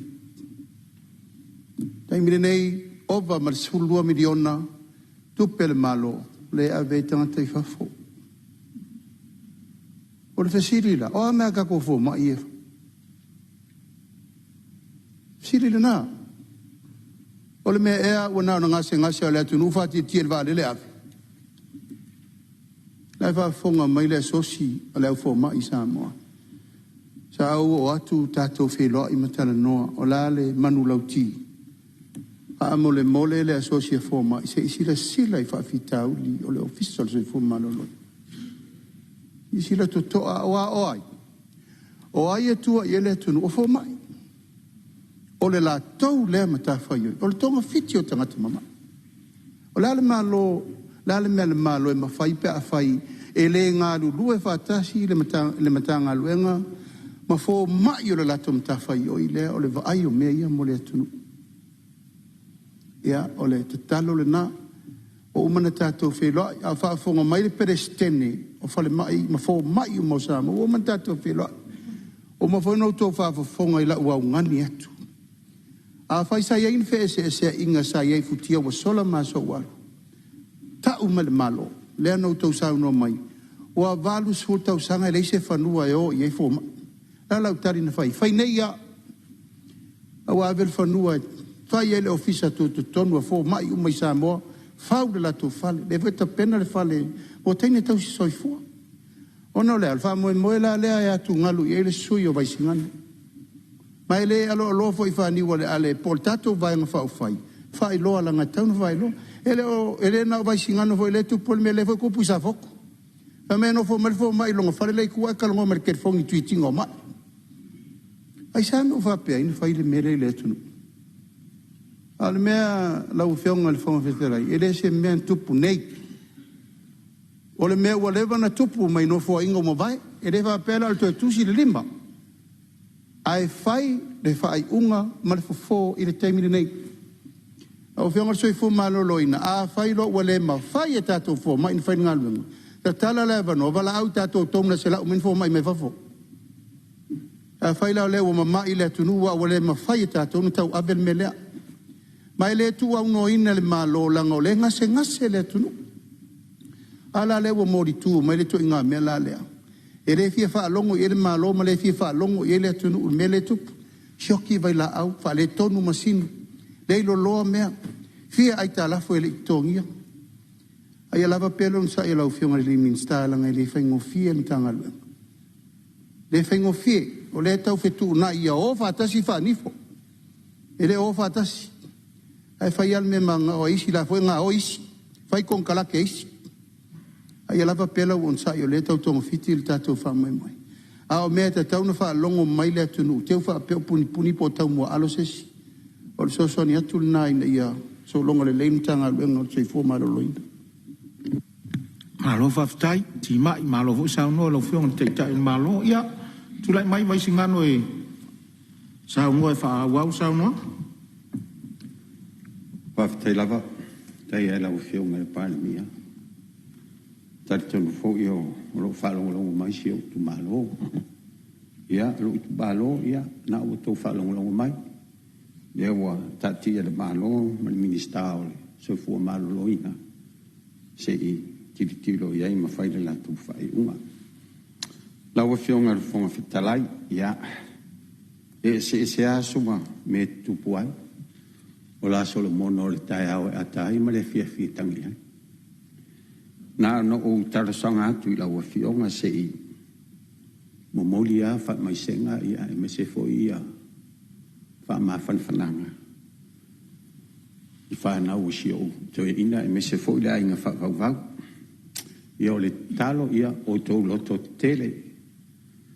Lofa fo i le tua tafi mala le whainga malanga al taba. Ia maua solo no fona maule malo le tua. Laua whionga le whonga whitalai a tonu le tala whengai ai talo atu male nganga maulalo.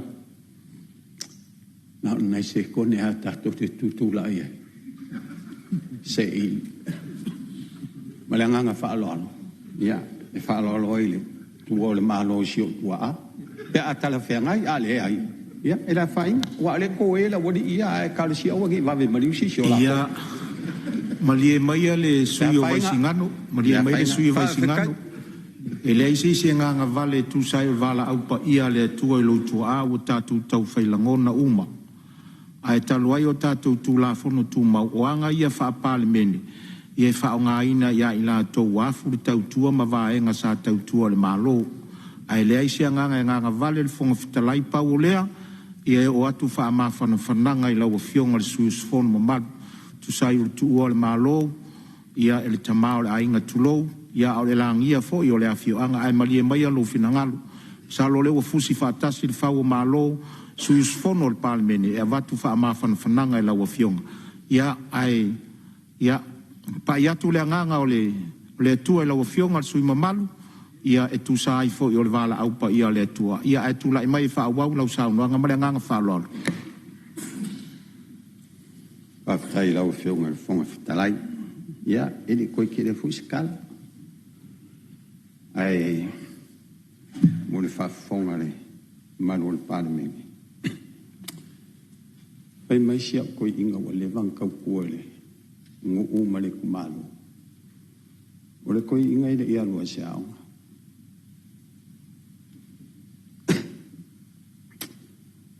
O le alo wa kamai na alo poko. Na le kele o whailonga mo wanga maa. E le mawhai ngala i luma le malo. Ia e le wha maungi. Ma e alofa i le aku. Ai whai mai a se kasio ko a mangu kai. O tiuri a sisa. It is easy to find men who will volunteer to die than to find those who are willing to endure pain with patience. Manguia la whionga le whonga whikalai. Manguia le Palemene Samoa. Manguia le kapo inga si o kumalo. Ia mese le kapo inga malo Samoa o whawhonga mai. So fua. Malo whaftai, sao fo i lau fionga re minsta lango, ia o pisinisi ala manuia maleipa.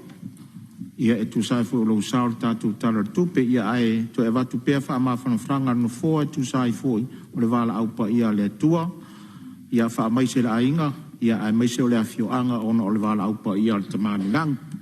O lo mau pea le avano mo seisi sui, ia wala tala whatau o le tupe, o lo tatu tala no ina nei.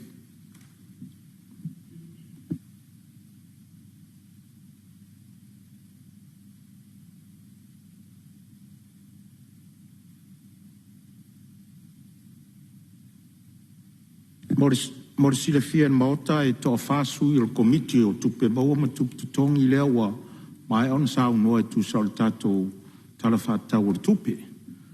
A o lo tua tupe lea wa no re taimi nei sisi sui e fia sao noa.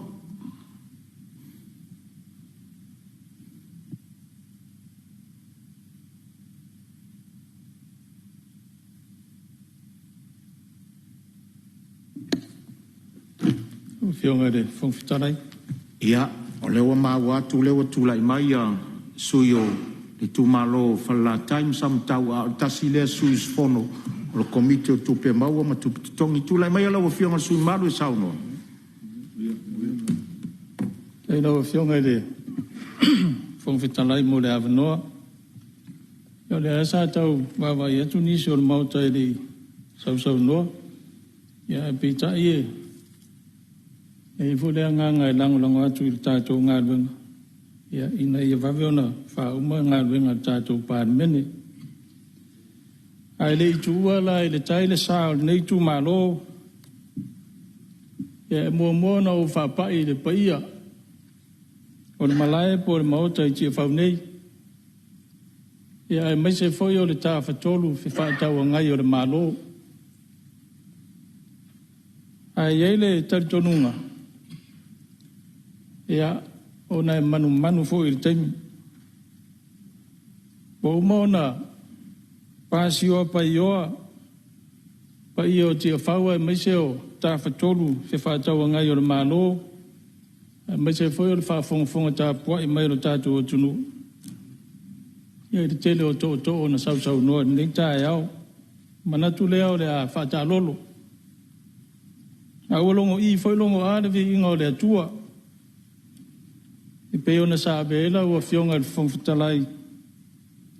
Ia mo tātou o si taulanga i le tae au a sola. Le foi sa sau noa ia. Nisi o sui mamadu o le Palemene.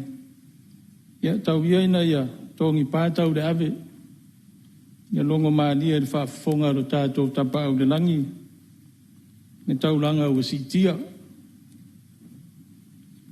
Ai whaapito au ngafa se whaatalo whaisi o i tū mālo pele o whanala taima sa amtau. Whaatalo whaatu i lau susunga i le tamato i ina. E whaapea foile wharitua. E no whaafea ngai ngai fia. O tātou nuu i whanala tai mo tō wharitua. E o whalofa tu foile susunga tai o lau whai ngā ruenga. Si o mātou nuu i sāmtau.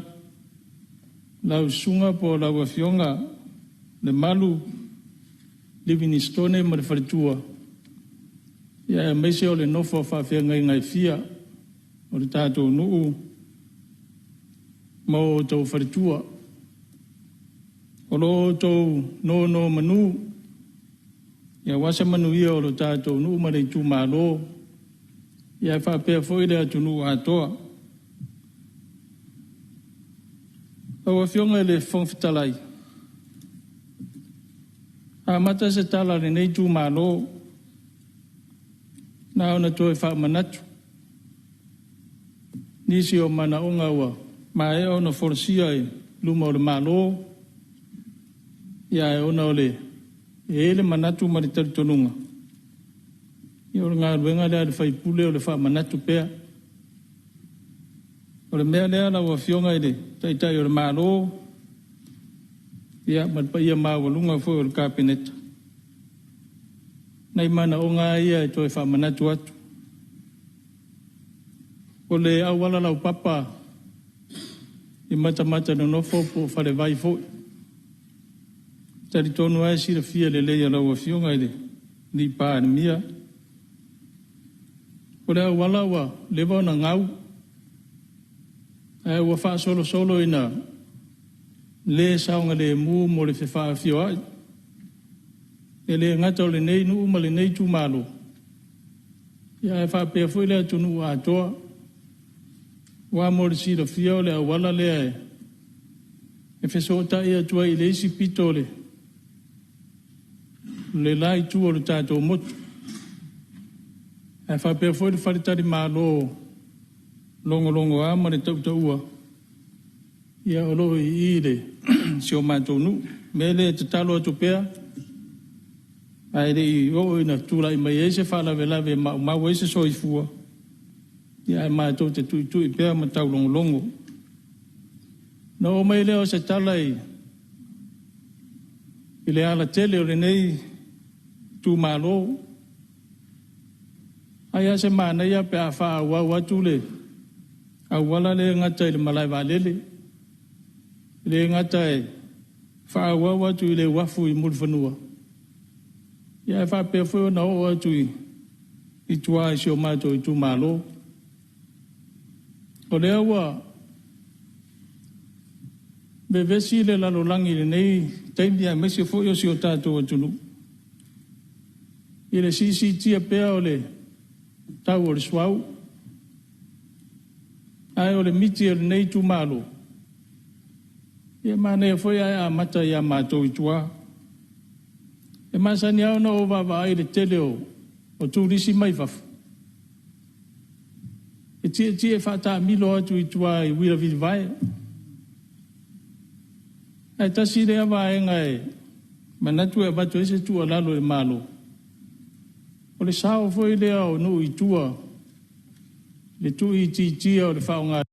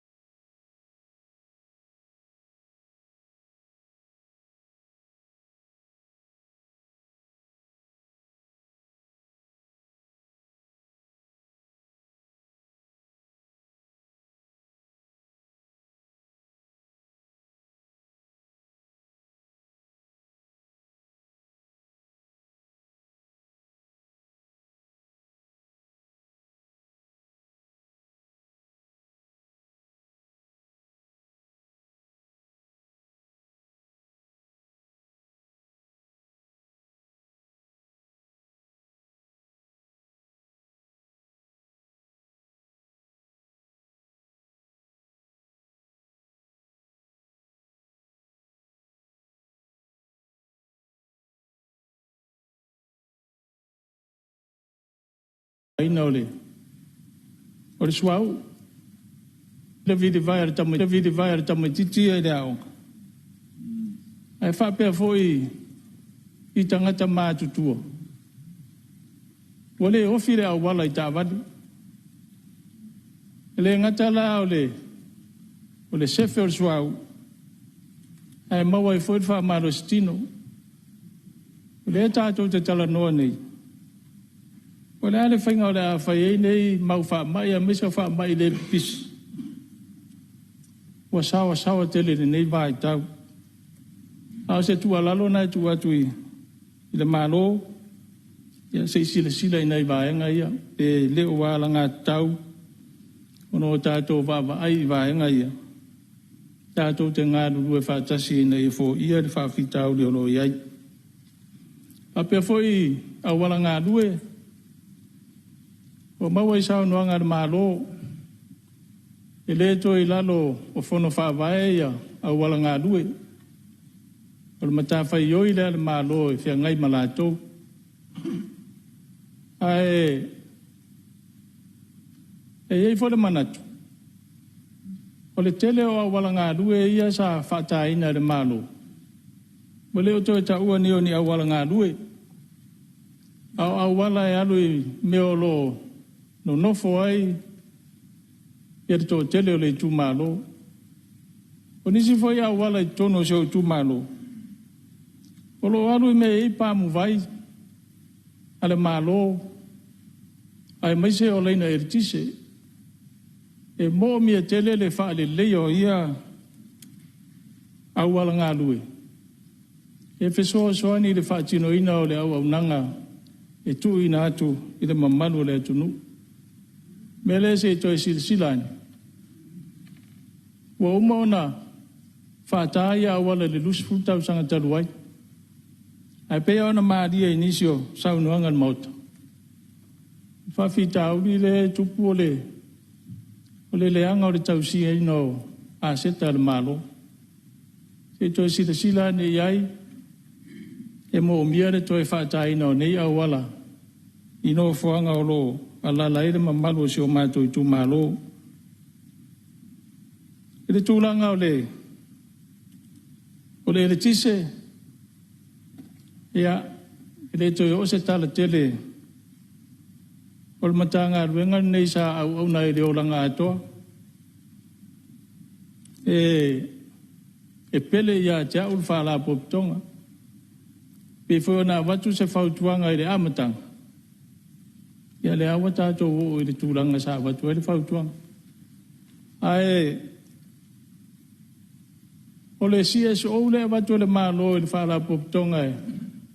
Whātino e le toso ina o leina I tua I nuu māla la whanga I tua. I le o taitai o na lava le 5 miliona.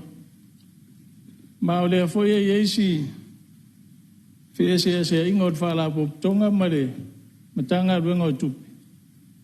I le whaonga ina o lea 5 miliona o le CSO. O le tari tonunga o le whala poptonga e peo na au mai. O le 5 miliona lea e le ngata e whaatino e le toso ina o leina I tua I nuu maala ala whanga. Ai totoni e foi le pidi o le tise I nuu I tua. E leo a fia ai le mōli au wala o lo I le whātai o apia. O le talalata mai. E le uma ona whao ngā le 5 miliona na watu. 3 miliona na whao ngā e toso I laina. Ai 2 miliona o lo tāsanga mai ai. E te tongi ele le tise o lo whao ngā ina e mōli o le awala. Ai o lo whātupula ia pēr mana o ngā le atunu. Mele I lau whautuanga. E le ngafa tauli maina. E le matanga ruenga nei 5 miliona lea. Ona whaatino le awa unanga e te taua na o iai. Le awa unanga e whaala poptonga. Bai e fuanga malo e. Tuatu I tuai. Pule ngari ma fai pule po. Fono whawai wha maino le awa le tele. Ia o se tūlanga le tele. E o mea terminei le moa se mātou. Whiro inga ma le fono whawai. Ia ai ere manatu e. Sau se taimi o na maua leo se whiro inga. O le tūlanga I le swawai. Ia peo na sila fia. O le nuu nei o lo ola ele. Swawai tumaoti. E tangi ai 5. Le whaatino ina o ngā runga le vai tumaoti. E whawhetai ai nisi o paanga. Sa mawhai ona tu ina mailu lātou tau au. Ia e peo le o le whalesikaleti o lo ia nei, le PAT, ia whapea whairi o NTP. O lātou fsoswani o mwhai ona mātou ngā rurue whaatasi ai. Ia mo le whaare leo le suawai tau mawhale nei nu umale nei tu malo. O vai lupe nātou le no forsa no anga le sui mamatu. Se tasi fo yo sui el komiti. Taluai o lea ua tātou taunu umai le tātou taimi mānawa. Ua manatu o le a wha mai ai foi ma tātou ngā luenga o le nei aso. Le a toi wha wau sauno anga le sui. Le aso fono so mai.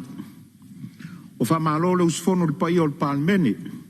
Vi ia le tua ua whai uina ma le manuia ngā luenga le tātou maota le nei fo i vai aso a toa. Ma loro on sai, whaftai mo finangalo whaalia. Tapua inga sui o mtanga luenga, whapea niso le mamadu le atunuolo tātou whatasi pia, a malo whaftai. Whaftai sa moa i lau tapua inga, ua manuia le alo seu o le Palemene le nei aso, ma le nei vai aso a toa, ona o lau te talo. Ma lo whaftai, ia whamanuia le atua si o tātou watu no. Alo whangia le atua toenga o le nei aso, e mai se o lo utou wafio atu le whai unga o le nei vai aso. Tau puleola i le alofa ma le anga le lei o le atua, tātou te toe wheiloa i ai le nā vai aso, ai maua lunga i pēr lona vi inga. Tau whionga le whangwhitelai. Ia, o le mai tau atu le tu le mai le whionga te tai malo. Ia, tu le mai le whionga le. Ia maso matu langona i whaftai wa sa mea lau whionga ia le. Pai wina fo le nei aswa e me se fo i le tau awa me ina o le tātou ngalwenga wha solo. Ai wo tu lai lava e le i ta ape atu le tātou Palemene. Ia, e whamanatu atu le whaalau loa alo ia le tātou malo. O tātou taiala mo le rumana i manuia o Samoa lo whanga solo. Wa uma i nei taulanga, wa uma le tua ana ma le whalitua masanga, wa uma mai fo isa vai. Ia e toa le tua le ta pena mo le asoa tai au. O te wala ua tuai ma le whaalo alo pa ia le tātou Palemene. Ia le a whaia le tātou whaalo loa mo le tua atoa ano a maa. Me se foi whale alili ma si umu. Le fioanga o le fionga le sawa pito e loto whanga. Tale iwa le tai au, o taun tātou e tāse furu tātou whalau loa. Ia, ma tātou awai whaatasi mo le tūtau o le whale tātou whono. Le mai moanga le vaianga muri o Samoa mo le tātou ta iala o le mana i manuia si o tātou atano. Pero la lo tula iatu e bala au tu fo i le. Ia mana mamalu o Samoa umo e tafa e fia o le. Mai le anoa waa, le waa o fonti, ia me se fo i ala tuale i pata, ma pa, lo to whanga, ma whale alili, ma si umo. Le o tātou awai whaatasi le whaalau loa al tātou malo. Ia manuia tele lau whionga le whangwhitelai, mori e tui whaaftai tele. Le ofiso le whono, ma le tausinga, ma le tāpenanga, whaaftai tele lau tau maau, ma le mimisia. Ia, ai meise le tātou mota, tātou tau puleia le vai aso fau, a tonu e o tu le aso lua. Ua pasi alo, ia le tātou talo tupe. Ia, manu tele ina malo longa uma, whaaftai e tu fo i whaururungo, tanga luenga le malo, lau tau ngā luenga tau tua ma le langolongo mai le. Tau mwhainga o tātou talo tupe, e mai se fol whaafonga tāpua i mai Samoa o tātou mawhute le nei aso. Samoa lo tāpua i mai mota malawa. Tai nanesi o tātou atunu i tāwhai fio le lalolangi. Anu iel whai ungo le vai aso. Alo sa unoa lau whionga le taitai o malo, ia e tu sai fo se whaenga o e whinangalo i e whai loi tono le Palemene. A tātou te lei toropo o te tāru sanga atu sus fono mō ngā ngai fō maunga tasi se e saunia se te tālo e whai o aile tātou fono. Male nganga whaalora.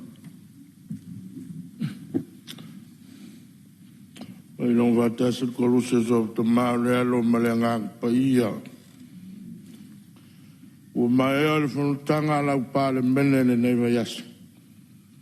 Sa mātou whātama mua i lau a fio. E le ngata le amatanga le nei fono ai ale tai au o sala. Ina ia fio mai o e fono malau Palemene. O mato i o e matari tonu le atua. Sa e loto i le mene. O e lavana whetalai. O le mea o poto ai le tō rua po le tō tolu i losu wafa. E te mau mafuta ina i lato. Lau pule le tua ua tōtō te tele. O mātou tali sa pai a whātua o ele. Pangale le tua. Nau na mātou tāu o lau pa ia ma lau mamaru. Ai o mātou māwhau whau i fo ia mātou tūo ma mātou wanga. Ia mātou upu lafo. O mātou lava o ai ruba o lau sila whanga. Whamole ta mālo whai. Whamangalo Samoa. Whamangalo lau Palemene. Sausau ina i le toto ma le vai le tafe ifo tafe ane. I le tu masoe o lo walu pelo Yesu Keriso. ina ia ava magalo I matou I luma o lau silfa. O le ate ape matu ua le menei. Le atua tuli loi nei matou I lo lava file po. E lunga ia Samoa o mau whapumianga I leo noa. Ai mai se le Palemene o Samoa. Nei tai ao marua. Whawhoi o Yesu o le li o le toi tū maleola. So I fua pēr lava pēr. Nei e oi le whawawau lava. I le suafo le tama. O le alo, ma le rangpa ia. Ia, mori atu whawhtai. Sus fono tu sa fo tātou tāosanga. Mori e whai wari tātou Fonotaga ni nei aso. Whamanuia le tua I walawina. O te whasisila atu wa tolopo nei taurumanga al fono au whai tu la fono. Se iau lia le tae au le asonga fua. Lua sfuma le lua iuni lua oluono I le utu la iwa tolu sfulu I le tae au.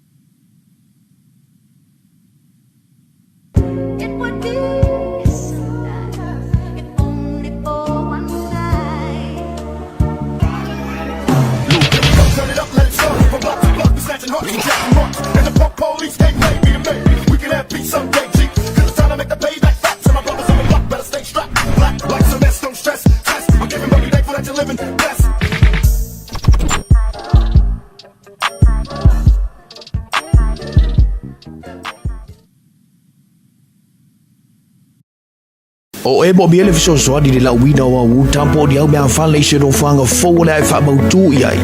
O lo iai le loli ala le jopo le bisia mo fai ona haya. E fiso soadi yang joy. Ele ngato le sefe mai iai o mea fale ma u tama I le tibu. A o le vela male asa fo yo le la. O lo iai fo I le lifi, mo le lifi na u tama mea fale mo mafa. Fa so tai de numera, fitu di valu o valu o le emaili Corey@fmradio.ws. Fa fai ngofia ia joy. Ma sefe iau mea fale.